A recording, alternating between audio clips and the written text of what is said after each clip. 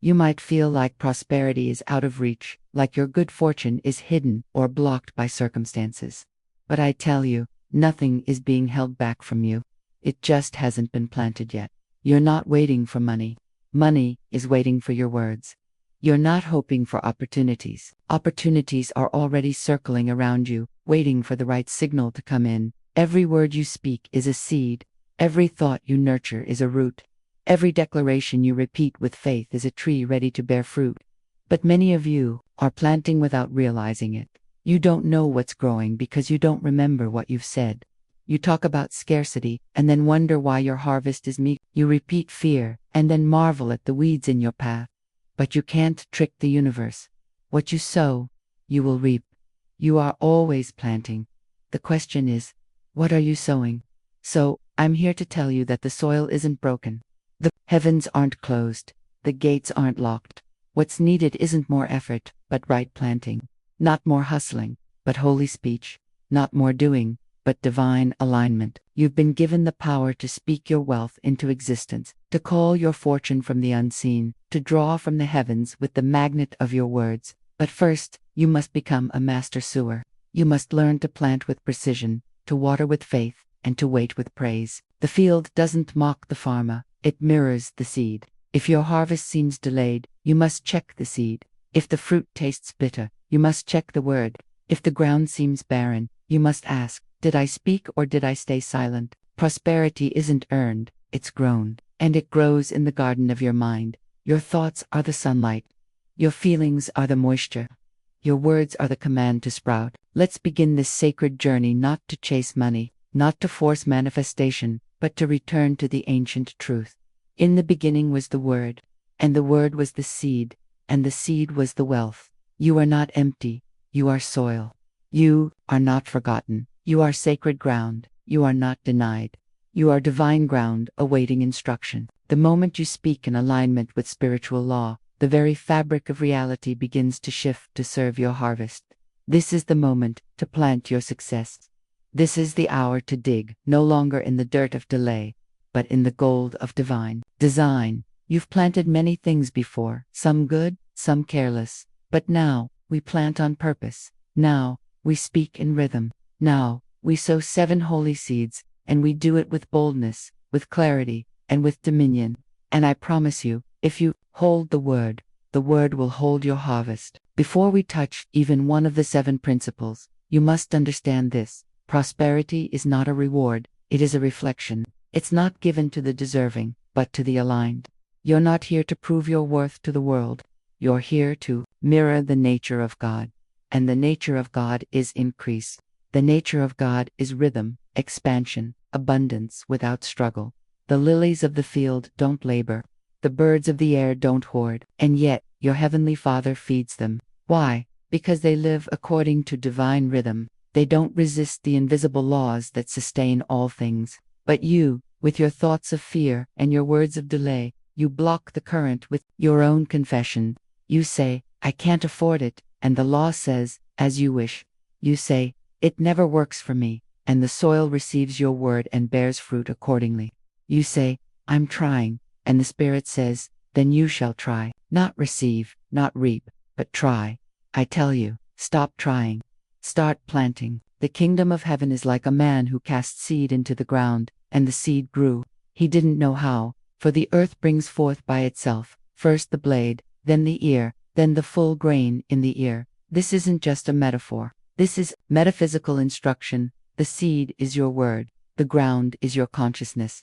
The growth is inevitable if the word is right and the ground is prepared. Prosperity isn't an accident, it's a crop. And crops obey principle, not personality. The law doesn't care how long you've struggled. The law doesn't pity your debt or your delays. The law only asks, what are you sowing? What words are you speaking? Daily, rhythmically, faithfully. Not when you're in the mood, but when you rise, when you walk, when you fear, when you rest. For the seed you plant under pressure is the one that shapes your field. Let me speak to you plainly. God's wealth isn't hidden, it's coded in law. You've been begging for miracles while breaking every spiritual principle that governs prosperity. You hoard instead of give. You speak of lack instead of plenty. You expect delay instead of precision. You imagine small You prepare for just enough, and then you call your results God's will. But I tell you, God's will is increase. God's will is overflow. God's will is the multiplication of the right word into the right harvest. It's not punishment that has slowed you. It's misalignment. You're speaking one thing and believing another. You're declaring in the morning and doubting by noon. You're planting wheat and then pulling it up to check the roots. You must return to rhythm, for all divine creation flows in rhythm. Days follow, nights, tides, follow the moon, seasons obey cycles, and your wealthiest, your visible supply obeys the same rhythm. The moment you begin to think with divine order, to speak in repetition, to expect as the sun expects to rise, then wealth begins to mirror you, not because you've earned it, but because you've aligned with it. So hear me now, and hear me clearly. You will not receive what you hope for. You will receive what you prepare for. You will not manifest what you wish for. You will manifest what you expect, what you decree, what you embody in your words, your tone, your posture, your imagination. And when these become ordered, when your word, image, and expectancy align, then the ground responds, and the harvest cannot help but obey. Look at the farmer. He waits patiently for the precious fruit of the earth, but God isn't slow. The seed was never late. The instruction was simply unsown. Today, we will plant again, this time in rhythm, this time in law, this time with sacred precision. The 7 principles I shall now give you are not opinions nor formulas, they are patterns that govern the field of wealth. Plant them, water them, and protect them with your word, and the garden of your life will shift no longer barren, no longer unpredictable, but ordered, fruitful, multiplying with ease, not by might, nor by power, but by spiritual alignment. Let me tell you a story, not of loss, but of misalignment, not of evil, but of error. Her name was Miriam, and though she was bright, kind, and generous by nature, she lived in a constant state of financial struggle. She worked diligently. She saved where she could. She read every book she could find on success, and even pinned Bible verses to her mirror. But no matter how she tried, it seemed as though her good ran from her. Promotions passed her by. Clients ghosted her at the final moment. Her debts lingered like a fog. So she came to me, not bitter, but tired. She asked, "Is there something spiritually wrong with me?" And I looked at her, full of compassion and truth, and I said, "No, my dear, but you have been faithful to the wrong seed." She blinked, confused. So I asked her, "What do you say when you're alone? What do you rehearse in your mind before a bill arrives, before a new opportunity appears, when the check is late, or the door seems closed?" And she confessed, "I say things like, 'Here we go again,' or 'It's always something,' or 'I can't get ahead no matter what I do.'" And I smiled. Not because I was amused, but because I had heard it all before. "Then that is what your field has grown," I said. "You did not plant weeds on purpose, but you planted them nonetheless. And the law doesn't distinguish between intentional and habitual. It only obeys what is spoken in rhythm and belief." You see, Miriam believed she was trying. She had effort, emotion, even a hunger for change. But her daily words were saturated with lack. Her internal rhythm repeated fear. Her affirmations were once a day, but her complaints were 20 times more. She would declare, "I am abundant," in the morning, and then say, "I can't afford that 3 hours later." She would read a scripture at sunrise and cancel it by lunchtime with a sigh of defeat or a casual phrase of doubt. And so her ground, though holy, was confused. Her garden was mixed. Her seed was double-minded. And the Bible says plainly, "A double-minded man is unstable in all his ways. Let not that man think he shall receive anything of the Lord." The laws of wealth are exact. They are not cruel, but they are just. They don't bend to feeling, they respond to clarity. The earth brings forth what is spoken into it, and Miriam had not realized how many years she had been planting survival instead of prosperity. She praised scarcity. She entertained the familiar ache of not enough. She repeated generational phrases passed down like family heirlooms. "Money doesn't grow on trees. It's expensive. That's too much for people like us." And with every repetition, she laid down another route of lack, not maliciously, but faithfully. And I say to you now, many of you are doing the same. You believe because you read, but what do you repeat? You pray for rain, but then speak drought. You ask for abundance, and then live as though famine is permanent. You are not cursed. You are simply rehearsing the wrong reality. and the universe, ever obedient, gives you the exact result of your subconscious liturgy. Let me be even clearer. The words you whisper to yourself while washing dishes, driving alone, lying in bed, at night, those are the seeds. The phrases you say without thinking, the "of course this would happen," the "knowing my luck," the "I knew it wouldn't last." Those are the spells that structure your field. They don't need intensity. They only need repetition. For it's not emotion alone that creates its habitual rhythm. And what is rhythm but repeated vibration, spoken word, embodied belief? So when Miriam asked me, then how do I change? I told her, first, you must become the gatekeeper of your mouth. Nothing leaves your lips that doesn't serve your good. Every word is either a seed or a thorn. Choose, and we began the holy work, not of chasing more, but of weeding out the unconscious agreements with lack. Because you cannot plant roses while watering weeds. You cannot speak truth once and lie 20 times a day. You must become single-minded in truth, and until you do, your field will reflect your division. You are never punished for your doubt, but you are always mirrored by it. Miriam's breakthrough did not come from effort. It came from speech. It did not come through strategy. It came through surrender to divine rhythm. Once she saw the law for what it was, precise, neutral, obedient, she began to take back her mouth. No longer casual with her words, she became reverent. Her declarations were no longer something she said to impress spirit. They were commands she issued from her throne of dominion. She stopped using affirmations like lifeboats and began using them like scepters. The shift was immediate, not in her outer world, but in her frequency. And when frequency changes, form must follow. We began with one simple phrase, spoken daily: my harvest is secure, my ground is holy, my seed is blessed. She said it while tying her shoes. She said it brushing her hair. She said it instead of "I hope it works" or "we'll see what happens." Her vocabulary shifted from passive to prophetic. She no longer described her circumstances. She declared her reality. And though the bills were still there, and the clients were still unsure, her posture had changed. And law responds not to situation, but to vibration. Within a week, someone who had owed her money for over a year sent full payment. A missed opportunity reappeared without effort. The door that once creaked open was now flung wide. And not because she pushed, but because she planted. And God said, "Let the earth bring forth grass, the herb yielding seed, and the fruit tree, yielding fruit after its kind." This is not poetic language. This is blueprint. God doesn't struggle. He speaks. God doesn't worry. He declares. And the earth brings forth. Miriam had to learn that her life would not change through worry. It would change through rhythm. And so must yours. Let me give you the truth that changed her. You don't need to say it louder. You need to say it longer. Spiritual law doesn't respond to volume. It responds to vibration. She made a covenant with her own mouth. Every word must now serve the garden. If it fed the fruit, it stayed. If it fed the weeds, it was uprooted. And in this fidelity, the reversal came not because she earned it, but because she harmonized with it. You may think your prosperity is far, but it is close, closer than breath. The moment you speak as one aligned with heaven, the ground hears. You seed does not resist. It obeys. Miriam didn't speak wealth in hopes that one day she'd feel it. She spoke it because in the spirit, it was already done. And the more she praised it, the more it came. For it is written, "The earth is the Lord's, and the fullness thereof," and your declaration is the title deed.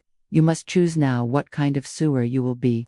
Will you continue to plant in fear, out of habit, from the broken stories of generations past? Or will you become a master gardener, a divine farmer who knows the seed, trusts the soil, and praises the harvest before it arrives? Miriam chose, and the fruit multiplied not by luck, but by law. Now, let us turn inward to your mouth, your field, your harvest. You have heard Miriam's story, but the law isn't partial. What it did for her, it must do for you if you plant rightly, if you speak with rhythm, if you decree with alignment. So I ask you plainly, child of spirit, what are you planting? What phrases do you repeat without reverence?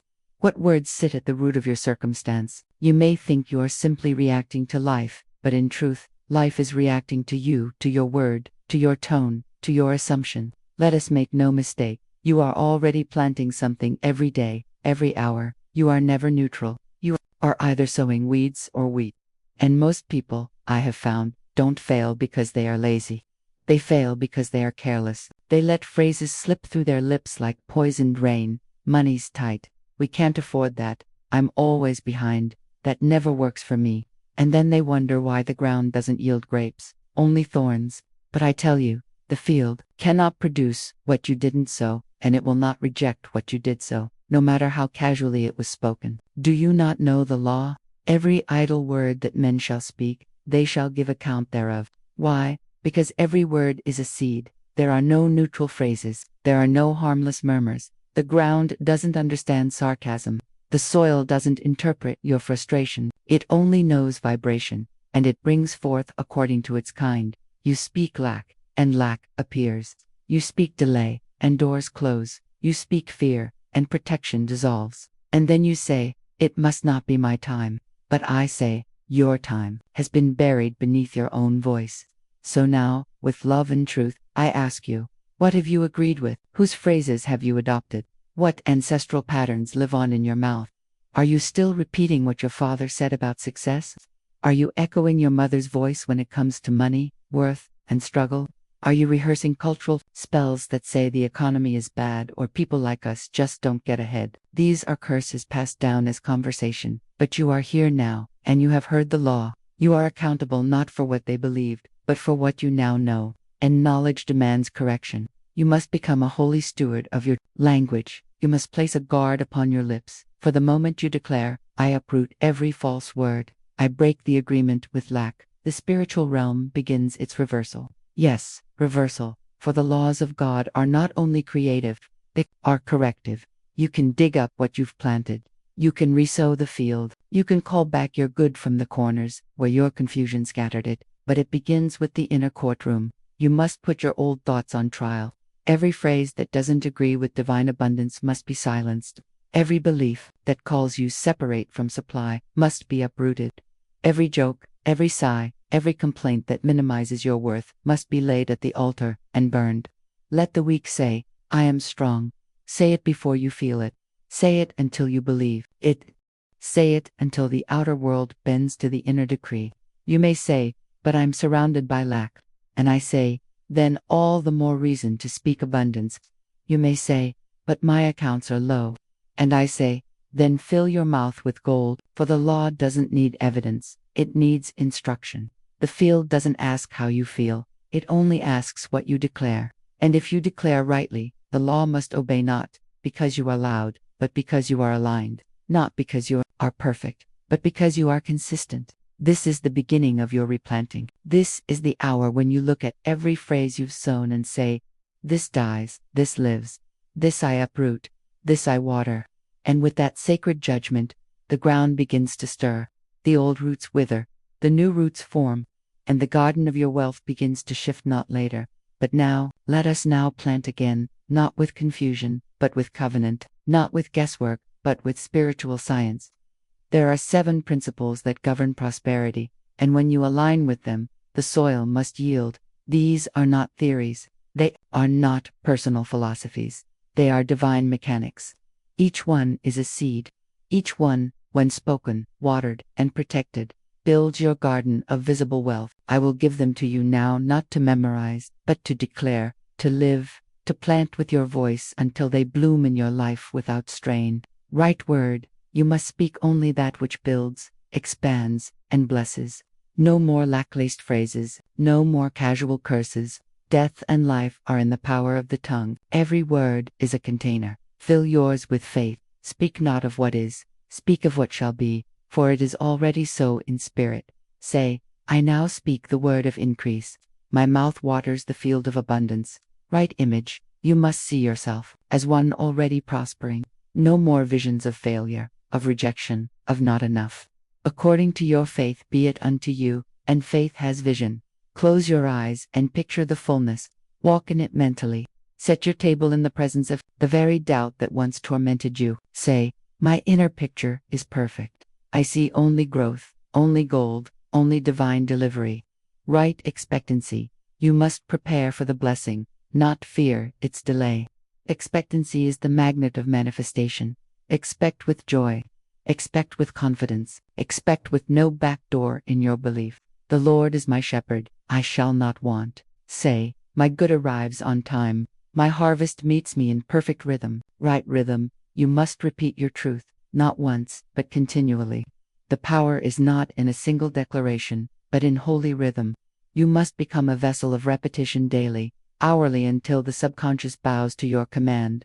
Rhythm is royalty. Say, I walk in the rhythm of heaven, I plant and water in divine time. Right giving, you must give as one who already has. This breaks the back of fear. Giving unlocks the flow. Give, and it shall be given unto you. Good measure, pressed down, shaken together, and running over. Don't give from guilt, give from dominion. Say, I give as the rich give, my supply cannot run dry. Right reception, you must receive without apology. No shrinking, no deflection. You must open your hands to the increase and say yes to the floodgates. You were not designed to survive. You were designed to steward, to hold, to carry. Open your mouth wide, and I will fill it. Say, I receive as royalty. I do not reject what I once requested. Right identity. You must remember who you are, not a beggar, not a struggler, not one waiting for permission. You are the image of the Creator. You are a divine channel of wealth. Know the not that they are God's. Say, I am the rich child of a loving Father. I carry heaven's signature in my soul. These are your 7 principles, not abstract, but activated. Each one is a living seed. Each one will sprout if you speak it, believe it, and repeat it.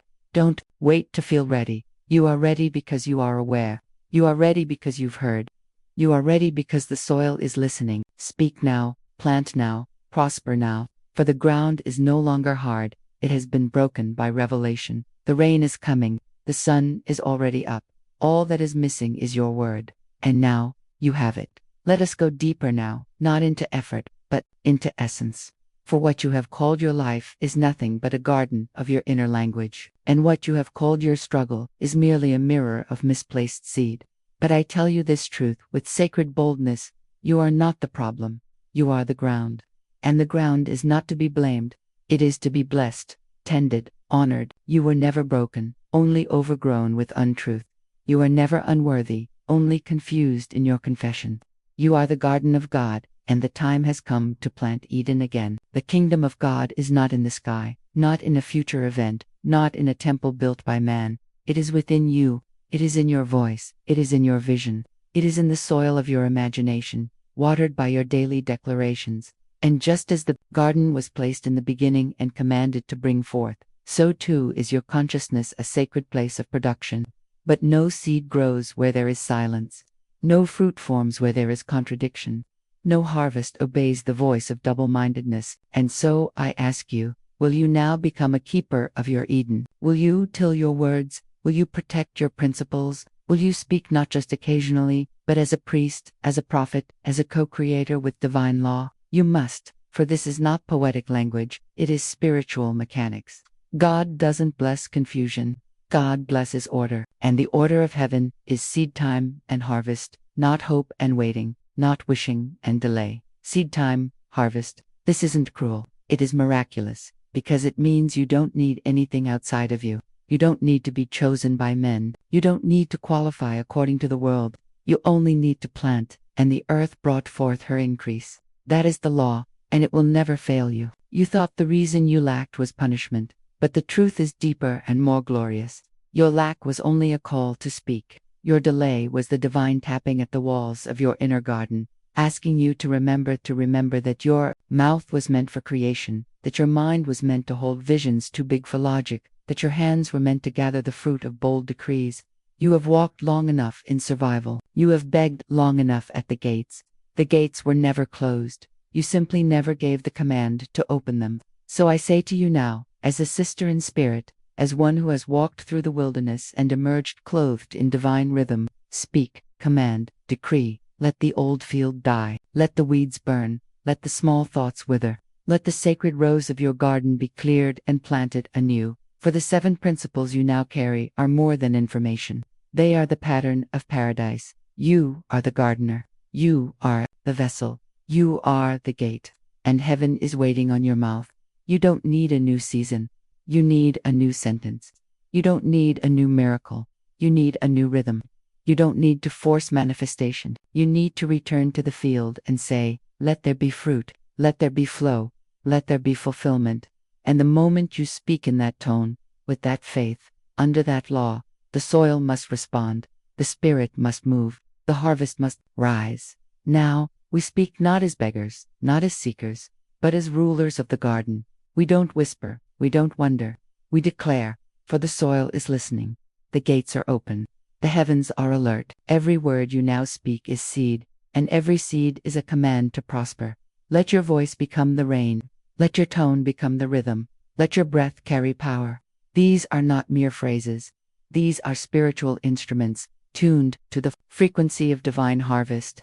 Declare with me now, not for performance, but for planting. Not to beg God to move, but to align with the law that never fails. Say it aloud. Say it in rhythm. Say it until the old vibration breaks and the new field rises. I plant the word. I water with praise. I reap with joy. I do not chase supply. I create alignment. I do not count what I lack. I multiply what I carry. I do not wait for the world to bless me. I bless my world with the word. My ground is ready. My seed is divine. My thoughts are holy soil. My mouth is a fountain of good. No weeds remain, for I have uprooted the old. No confusion lives here, for I have chosen clarity. There is no struggle in heaven's garden, only truth. I do not struggle for what is mine. I do not fear delay. I do not resist what flows. I allow. I receive. I expect. I rest in rhythm. Say it again, this time as if your garden depends on it, because it does. I plant the word. I water with praise. I reap with joy. Let every word be a command. Let every phrase be a promise. Let every syllable till the soil and call forth the increase. My ground is ready. My seed is divine. I am the rich child of a loving Father. What I plant, I reap. What I water, I gather. My words never return void. They return as fruit. There is no struggle in heaven's garden, only truth. I walk in divine ease. I manifest by spoken law. I have no fear of lack, for I am the sower and the air. The garden obeys my voice. Let this vibration become your new language. Let these words become your root system. Let this rhythm become your daily rain. And when doubt knocks at the gate, speak again. When fear rises in the night, declare again. When appearances contradict, decree again. You are no longer planting randomly. You are now a master gardener, a rhythm keeper, a kingdom speaker. The harvest has already begun. If this word has opened your soil, if something deep within you stirred, remembered, rose, then I invite you now to plant one final seed, a word of agreement. Speak it where all can see. Let it be the banner over your garden, the signal to heaven and to self that you are no longer waiting, no longer doubting, no longer wavering. You are now aligned. You are now aware. You are now a sewer of spiritual wealth. And so I ask you, in sacred rhythm, comment this and make it law. I now plant the 7 laws of wealth. My harvest is certain. Not as a gesture, not as a ritual, but as a decree. Let your comment be the first sprout of your new season. Let it be the line in the sand between who you were and who you now are, the one who knows, the one who speaks, the one who waters, the one who reaps. And let these 7 principles remain with you, not as inspiration, but as instruction. Speak them daily, live them boldly, guard them as treasure, for the ground is always listening, and from this moment forward, so is your harvest. You are no longer hoping, you are no longer wondering, you are planting with precision, and you shall reap in divine abundance. Your word is your seed, your rhythm is your rain, your life is your garden. Speak, and it is.